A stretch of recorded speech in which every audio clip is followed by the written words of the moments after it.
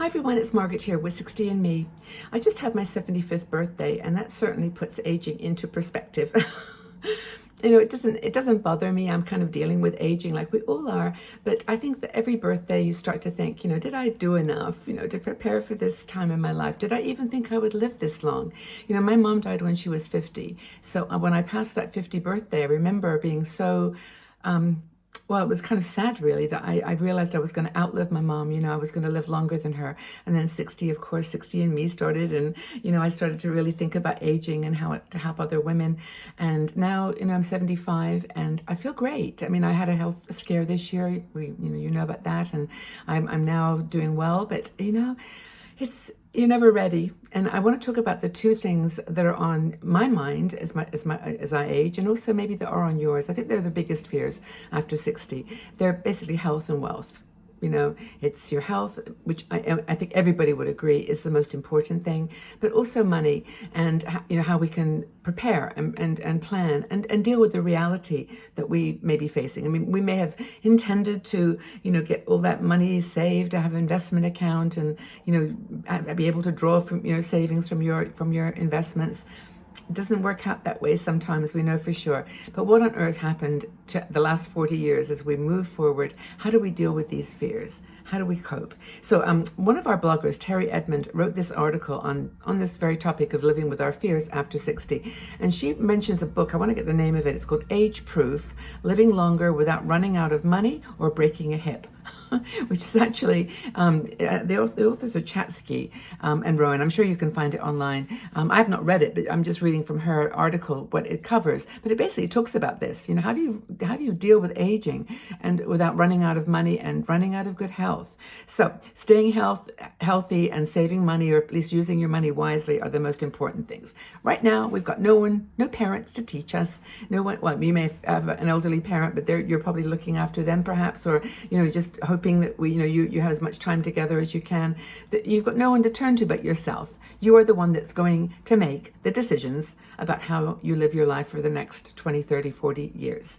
Good news is that we've got opportunities, we've got technology on our side, and I think even though we can't count on Social Security, we can't count on any income from other sources, we're kind of on our own. So let's talk about how money and and health are kind of emerge into our lives. And I think I did a video recently about overspending, and I think that's one of the key things you can do when you're trying to grapple that first fear, the fear of running out of money. I mean, I think there's some research that said, one of the biggest fears is like older women, no matter how much money they have, don't want to be a bag lady. The idea of like being on the street with like no money, nothing at all to fall back on is like absolutely terrifying. And it's true. I think that's one of our, we just like, can we manage it? Did you know, I think it was like 15 million Americans under the age of 65 burn all their savings, savings money on medical bills. So it's not just a matter of, overspending on the small things. It's also thinking about the health, which I'll talk about in a second. But we have choices. We can choose to spend our money the way that, you've always spent it, knowing there was an income coming in, or that you are now in a place where you have to start limiting your purchases, buying the things that you need and want, or need mostly and want to, but that you don't frivolously spend your hard-earned savings and so on. With regards to health, we've got things we can do. Now, I know, and I'm going to start talking about things, and you go, yes, Margaret, I know you've said this like a million times. Do you know I have 3,000 videos on YouTube now? 3,000. I mean, I've recorded so many videos on so many topics, and I know I've said these words before, but I'll say them again because I have to say them to me again, which is we've got exercise, move, just keep moving, walk, dance, belly dance, walk around the room, just shimmy, dance, exercise, do something, Pilates. Even if you want to just do something that's more relaxing, or given the fact that a lot of us do have medical issues that hold us back. Like I couldn't do a squat to save my life right now. I could probably do the squat, but I couldn't get back up again. But it's just doing the things that you can do. Work with yoga, Pilates, Tai Chi, Qigong. There's so many beautiful exercise regimes that you can do. You can have the choice.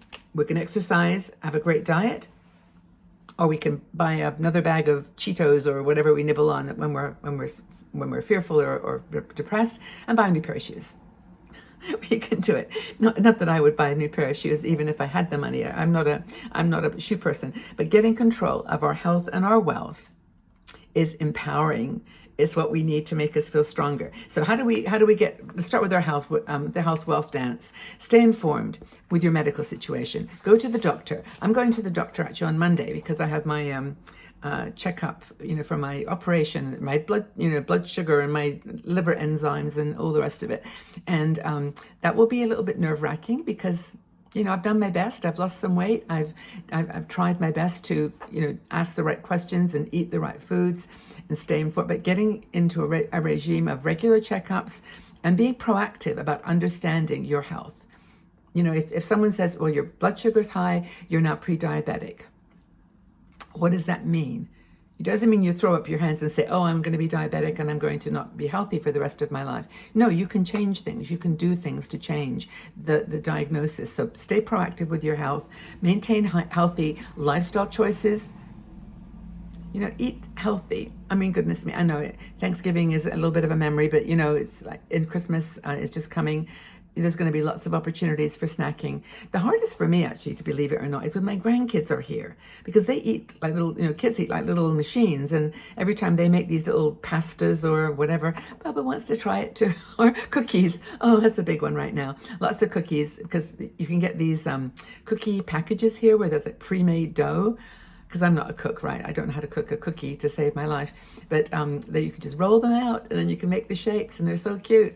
Oh, isn't that a cute little reindeer? Let's have it. And Baba eats it. So yeah, the point is you've got to establish some healthy lifestyle and preventative medicine is mostly the most important thing is to get in front of these things so that you're not, not waiting for, a result that you don't want. Now, whatever you believe in this, I believe in screenings, I believe in vaccinations. Personally, for me, it's worked, and I think I've stayed healthy with the COVID onslaught.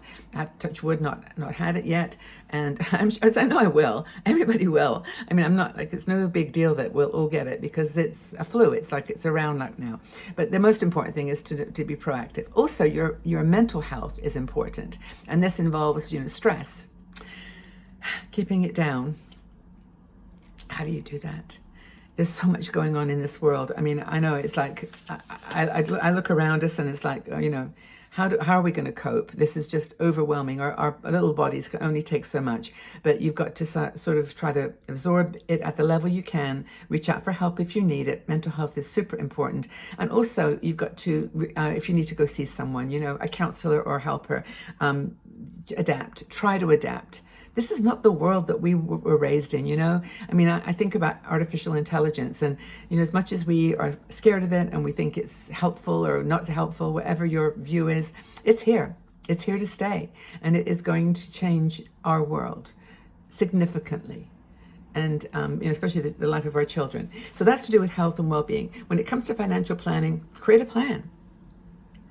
Find out through your efforts what money you have coming in, and what money you have going out. Don't just wing it like, oh, I've just got my pension money, or I've just got my monthly savings, released or whatever. Just don't guess that you're going to just have enough. Make sure you know exactly what's going out and exactly what's coming in. Explore new options if you have to. Lots of people are doing fun things like going to charity shops and thrift stores and then upcycling them and, looking for brands that people will spend more money on and then putting a little website together. If you have a craft, if you have a skill, of a hobby, you can coach people or teach online, start a blog. You can do things like dog walking or whatever brings you joy as well as a little bit of extra cash. But, use your financial savvy and your experience and your strength. You're strong. You can do this. And get it on top of your financial situation. Don't forget your will, your trusts, all those things that need to be in writing in a safe place in your house. That will do a lot to make the fear of the legacy, what's going to happen when, to go get a little bit softer. I actually now become a little bit obsessive about it. I've got, a drawer with everything labeled really carefully, and in my cupboard, I've got my box with my copies of everything. Trust. I mean, I've got a lot. I mean, I'm basically saying in the will, like, anything that you want, just come on in and take it, guys, because like the kids might want my little, little jewels and kaleidoscopes and things, crystals, but I don't have a lot. So I think that's probably for me a good thing. But anyway, guys, I know this is hard. The health and wealth dance is a hard one. We don't learn the steps when we're young, most of us, and we're not learning it as we get older either sometimes. We just continue to repeat history and hope it's going to change the outcome. And it doesn't. It doesn't. So if this has been helpful, please let me know in the comments. If you've got some techniques that you're using to deal with these two very significant fears that we have in our 60s and older, please let us know. And if you like this video, please like it. Put a check, just press the button that says like. And if you haven't subscribed to this channel, 60andMe YouTube, please do that. And click that little notification bell, because that will tell you whenever new videos are being released. And spend some time on our channel. Just go back and have a look at some of the videos I've done. As I mentioned, 3,000 of them on just about every subject under the sun. I changed, I've got more wrinkles, but I'm still doing them. And, please feel free to provide feedback. I'm always open to that. Welcome your love and support. And back to you, all my love. Big hugs to everyone. It's tough, guys. I know. We'll get through this together. Take care.